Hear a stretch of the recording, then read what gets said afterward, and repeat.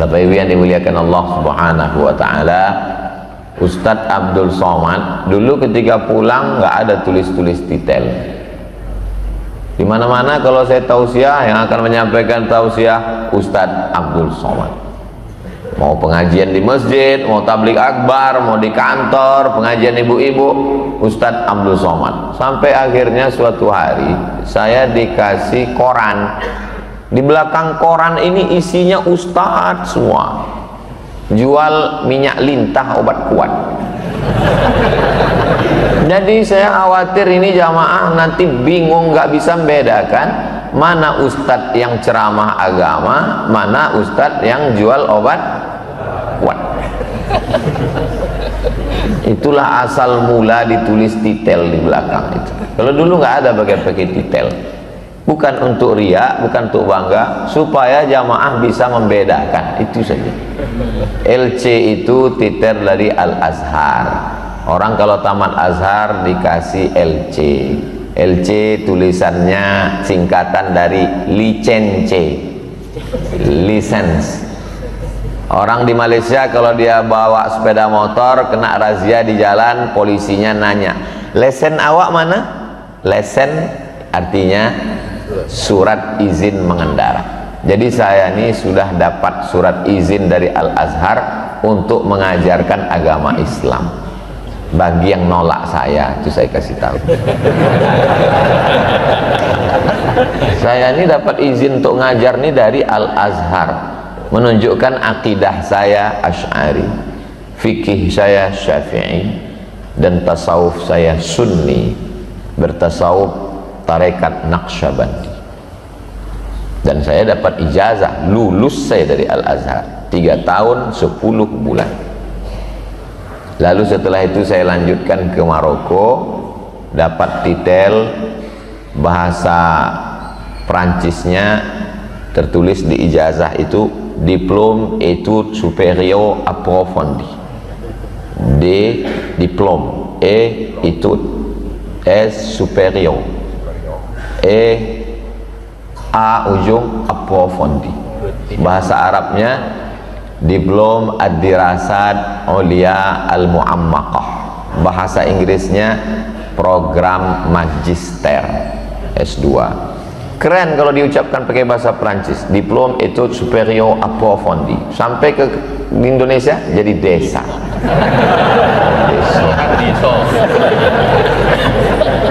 Karena Maroko itu jajahan Prancis, terjemahan ijazahnya itu pakai bahasa Prancis. Dan setelah pulang ke Indonesia, ketika ikut tes CPNS, harap ditulis detail asli negara asal. Itu maka ditulis desa. Setelah itu melanjutkan ke Sudan, PhD. PH itu filosofi, D-nya doktor, Doctor of Philosophy. Lalu setelah pulang dari Sudan, saya diundang ke University Islam Sultan Syarif Ali Brunei Darussalam, diangkat menjadi visiting professor. Kata rektornya, Ustadz kemana saja ceramah tulis bahwa Ustadz adalah profesor, karena Ustadz kami angkat sebagai visiting professor di Sultan Syarif Ali University sampai hari ini. Jadi itu ditulis di baleho di mana-mana, sudah ditulis sepanjang itu dari 4 negara, Mesir, Maroko, Sudan, Brunei Darussalam, masih diusir juga. Itu namanya takdir, bukan taufik. Taufik terus. Itu namanya takdir. Kita udah berusaha, kita surah ikhtiar. Masalah apa yang terjadi, kita serahkan sama Allah. La haula wala quwata illa billah. Tapi usaha dulu. Saya nggak mau adik-adik, anak-anak muda ini cepat menyerah, lah belum apa-apa udah la haula. Nanti pulang ditanya sama ibunya, "Nduk, sampean iki wis selesai S1 kok S2 nang di?" Nanti S2-nya nyambung kemana? La haula wala quwata. Enggak, setelah selesai ternyata tidak sesuai yang kita inginkan, supaya hati kita tidak bingung, tidak bimbang, tidak galau, yang paling mudah serahkan sama Allah. Mungkin ada hikmah yang tidak kita ketahui. Karena asa antakrahu syai'an, boleh jadi kau benci sesuatu, wa yaj'alallahu fihi khairan katsira, banyak kebaikan-kebaikan yang ada di dalamnya. Sikap itu disebut dengan taufik, mengalahkan keinginan kita, mengikuti keinginan kehendak Allah Subhanahu wa ta'ala. Walaqad hammat bihi, perempuan itu mau dengan dia, wa hamma biha, dan dia pun mau dengan perempuan itu.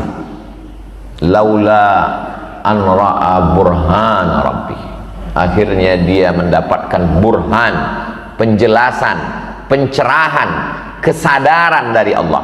Akhirnya dia kalahkan keinginannya, dia ikut kehendak Allah, dia tinggalkan itu perempuan, dan dia selamat. Laki-laki itu bernama Yusuf, moyangnya bernama 4 kali kita sebut tadi, kama sallaita ala Ibrahim wa ala ali Ibrahim, kama barakta ala Ibrahim wa ala ali Ibrahim. Ibrahim punya anak laki-laki namanya Yakub. Yakub punya anak laki-laki, Ibrahim punya anak laki-laki namanya Ishak. Ishak punya anak laki-laki namanya Yakub. Yakub punya anak laki-laki namanya Yusuf. Yusuf punya saudara namanya Imran. Imran punya anak laki-laki, itulah dia Musa dan Harun. Yusuf punya saudara laki-laki namanya Yahuza. Yahuza punya keturunan sampai bawah menjadi raja-rajanya Yahudi. Dari kata Yahuza itulah Yahudi. Salah satunya bernama Daud. Orang barat menyebutnya David.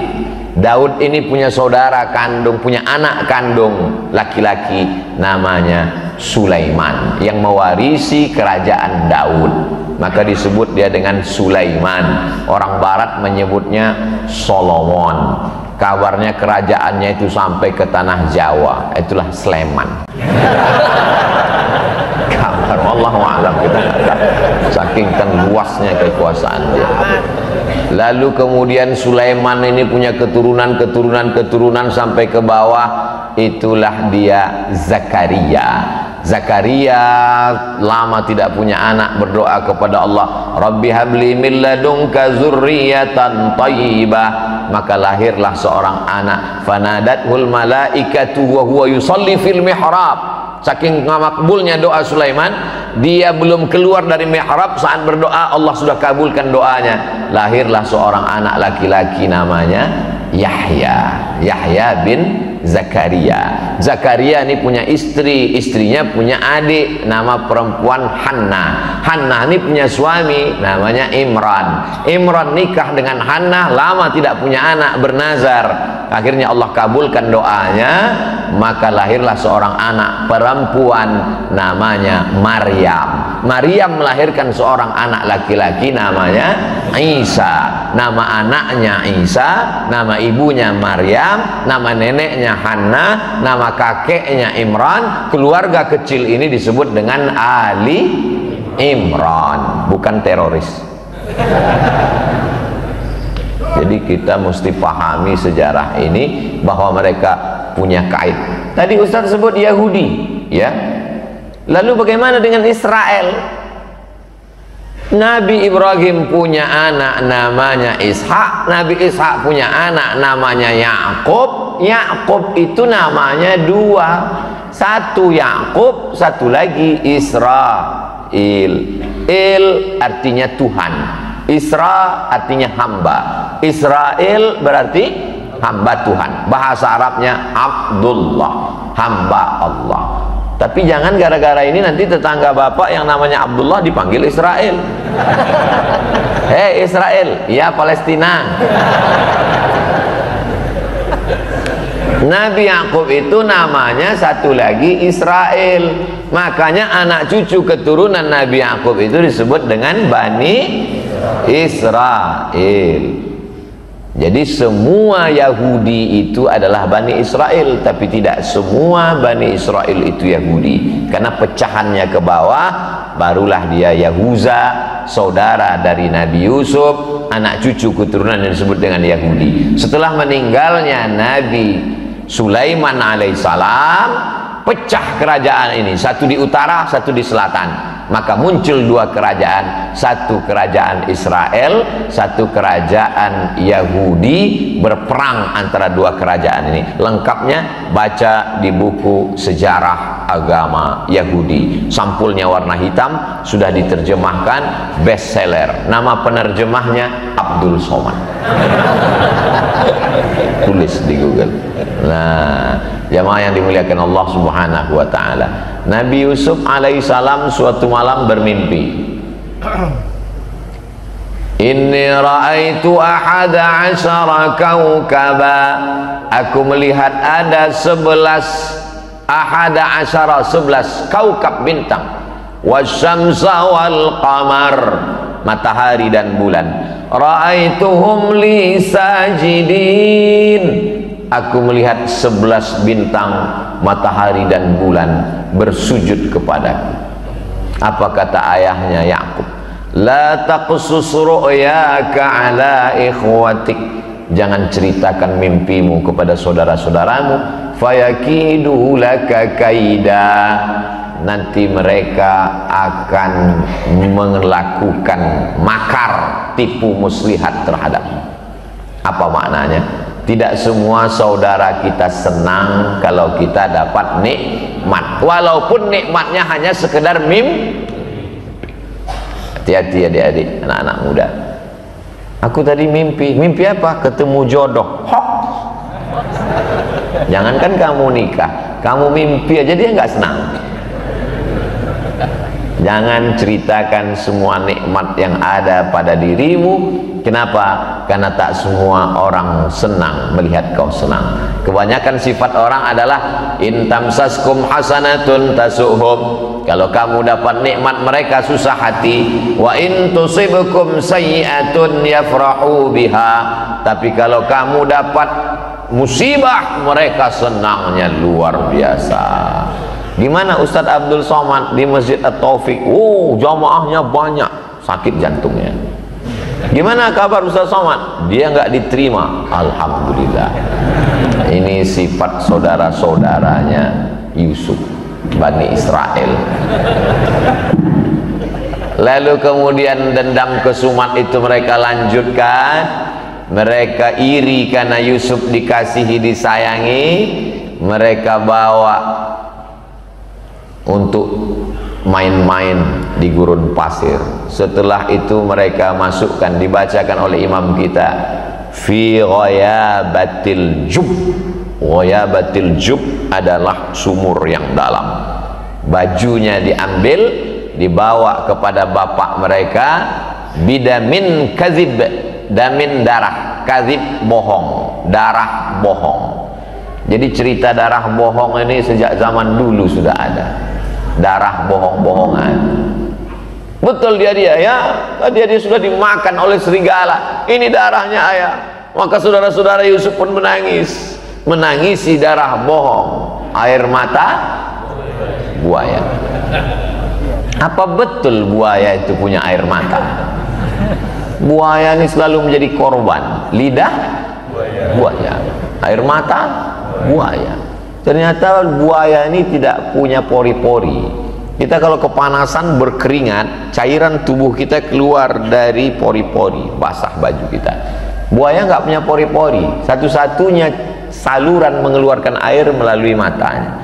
Makanya kalau dia kepanasan, dia keluar air mata. Tapi bukan karena dia sedih. Makanya kalau ada orang yang air matanya bukan karena kesedihan, selalu orang mengatakan, Allah air mata buaya. Pas ditanya, kenapa, apa hubungan air mata dengan buaya? Aku ora-uruh. Padahal maknanya adalah ilmu pengetahuan. Itu buaya yang di air, apalagi yang di darat.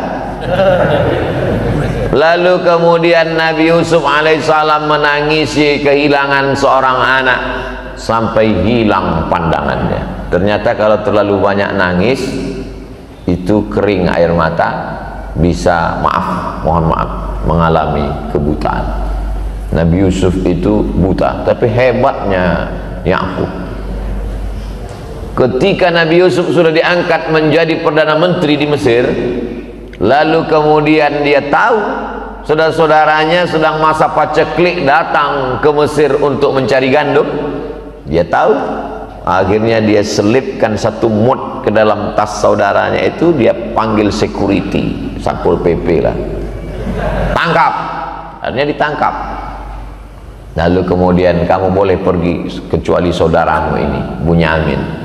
Sampai akhirnya Nabi Yusuf alaihissalam mengirimkan bajunya kepada ayahnya. Idhabu biqamisi hadha, wahai saudara-saudara, bawalah bajuku ini, berikan kepada Yakub, ya'ti basira, nanti dia akan datang dalam keadaan matanya bisa melihat. Coba lihat bagaimana Allah Subhanahu wa taala mau menunjukkan kuasanya. Karena baju Yusuf, pandangan mata Yakub bisa hilang, tapi dengan baju Yusuf juga pandangan Yakub bisa muncul kembali. Begitu Nabi Yakub mencium baju itu, apa kata dia? Inni la ajidu riha Yusuf, aku mencium bau Yusuf. Ya'ti basira, penglihatannya pun bisa datang kembali. Ternyata setelah diteliti, manusia ini baunya nggak sama seperti cap jari, cap jempol, nggak sama. Makanya ada detektor bau. Yang paling tajam penciumannya adalah cacing, bukan anjing. Cacing paling tajam menurut Imam Al-Jahiz. Memang cacing memiliki kekurangan, dia nggak punya kaki, dia nggak punya kulit, dia nggak punya mata, dia nggak punya telinga. Kalau ada cacing yang bertelinga, bukan cacing, ular naga. Makanya dia hidupnya di dalam tanah, tapi di tengah kekurangannya diberikan Allah SWT kelebihan. Apa? Penciumannya amat sangat tajam. Dia bisa mencium jarak radius 1 km. Jadi kalau Abdul Somad meninggal, ditanam di sini di samping Masjid At-Taufik, itu 1 km semua cacing-cacing mencium. Wow, brownies. Mereka sudah siap. Kalau memang penciuman yang paling tajam itu adalah cacing, mengapa polisi Badan Narkotika Nasional tidak menggunakan cacing untuk mencium narkoba di airport? Karena cacing nggak punya kaki, maka yang dipakai adalah anjing herder. Saya turun di airport, tiba-tiba ditahan semua penumpang dari Kuala Lumpur, jangan keluar dulu dari airport. Datang anjing mendekat ke saya. Ingat dulu waktu kecil kata mak, kalau ada anjing baca tabat yada abilah abi watab. Dia baca tabat yada abilah abi. Dia lihat ke atas. Takutnya diselipkan orang narkoba. Keluar berita Abdul Somad tertangkap di airport bawa narkoba. Nauzubillah, nauzubillah, nauzubillah. Allah Subhanahu wa taala Maha Kuasa. Dengan baju yang dilumuri darah palsu, pandangan Nabi Yakub bisa hilang. Tapi dengan baju yang ada keringat Nabi Yusuf, pandangannya bisa kembali. Allah Subhanahu wa taala Maha Kuasa. Innama amruhu idza arada syai'an ayyaqula lahu kun fayakun. Jangan heran kalau bapak terlalu lama pergi keluar kota, ibu video call, diciumnya baju singlet bapak yang sudah 3 hari nggak dicuci. Kenapa? Mengobati rasa rindu, kata dia. Itu terjadi pada Nabi Yakub alaihissalam, cinta kepada Nabi Yusuf alaihissalam. Nabi yang paling lengkap kisahnya dalam satu surat dalam Al-Quran, Nabi Yusuf. Baca surat Yusuf. Makanya kadang ibu-ibu hamil datang ke kiai, kiai tolong doakan saya, didoakan. Wa'idzuki bi kalimatillahi tammati min kulli syaitani wa hammati wa min kulli ainin lammah bismillahilladzi la yadurru ma'asmihi syai'un fil ardi wala fis sama. Nanti kalau saya di rumah bagusnya baca apa ya kiai? Banyak-banyak baca surat Yusuf. Maksudnya supaya anaknya bertakwa seperti Nabi Yusuf. Digoda oleh Zulekha, nggak mau. Maksud kiai itu, tapi si ibu salah paham.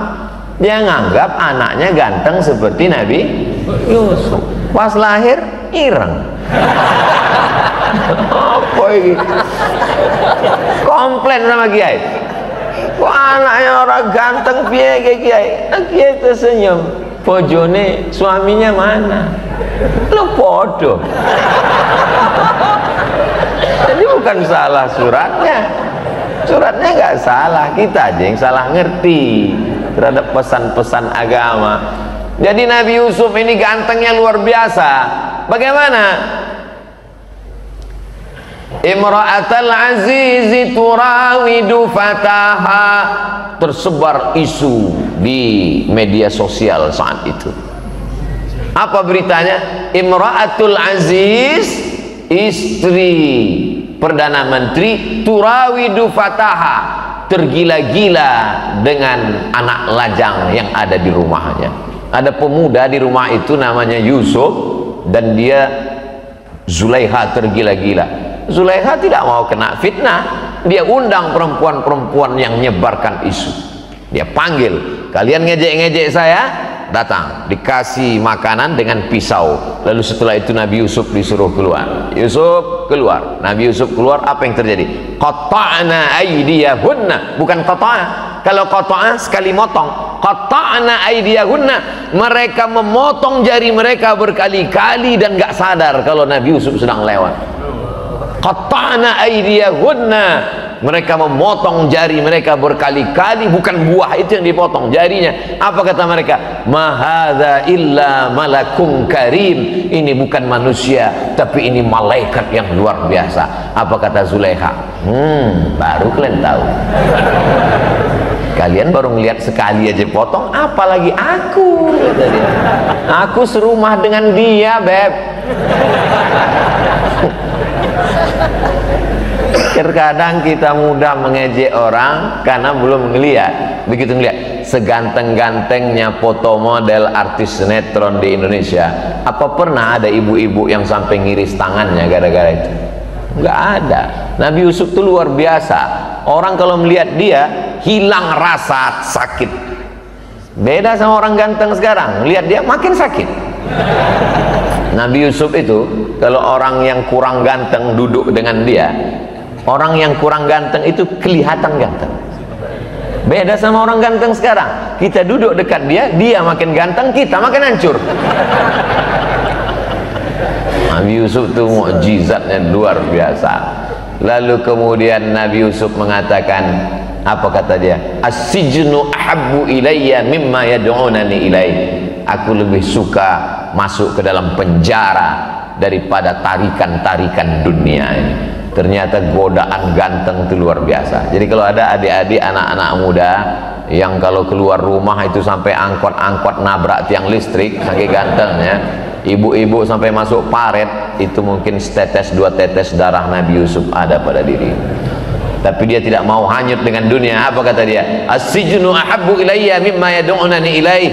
Aku lebih memilih masuk ke dalam penjara. Nabi Yusuf di penjara, takdir Allah berkata ada orang di penjara itu yang bermimpi, mimpinya ditakwilkan oleh Nabi Yusuf. Akhirnya Nabi Yusuf keluar dan kemudian dia diangkat menjadi Perdana Menteri karena strateginya untuk mengatasi 7 musim kemarau.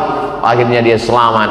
Lalu kemudian meninggal itu Perdana Menteri, dan masa paceklik datang. Nabi Yusuf diangkat sebagai Perdana Menteri, datang seorang perempuan minta gandum makanan. Nabi Yusuf masih ingat wajah perempuan ini. Loh, kamu kan Zulaiha? Iya. Suami kamu sudah meninggal? Betul. Dan masa kemarau 7 tahun dijualnya semua harta bendanya. Nabi Yusuf alaihi salam memuliakan Zulaiha, lalu kemudian dia berikan makanan, dan Nabi Yusuf minta izin kepada Allah untuk menikahi Zulaiha. Pada akhirnya Nabi Yusuf menikah dengan Zulaiha dan lahir 2 anak laki-laki, dan mohon maaf Allah mengembalikan kecantikan Zulaiha. Dan disebutkan dalam kitab tafsir Abul Fida Ismail Ibnu Katsir, namanya tafsir Al-Quranil Azim, disebutkan dalam kitab tafsir Al-Baghawi, disebutkan dalam kitab Al-Bidayah wan Nihayah, bahwa ketika Nabi Yusuf malam pertama dengan Zulekha, Zulekha itu masih perawan. Ternyata suaminya itu tidak berhasrat kepada perempuan. Jadi Yusuf dan Zulekha akhirnya menikah. Itulah makanya Pak Kuas selalu mendoakan pada acara pernikahan, Allahumma alif bainahuma kama allafta baina Adama, Allahumma jma' bainahuma kama jama'ta baina Adama wa Hawa. Satukan antara kedua mempelai ini seperti engkau satukan antara Nabi Adam dan Hawa. Wa alif bainahuma kama allafta baina Yusuf wa Zulekha. Tautkan hati mereka berdua sebagaimana kau tautkan antara Nabi Yusuf dan Zulekha.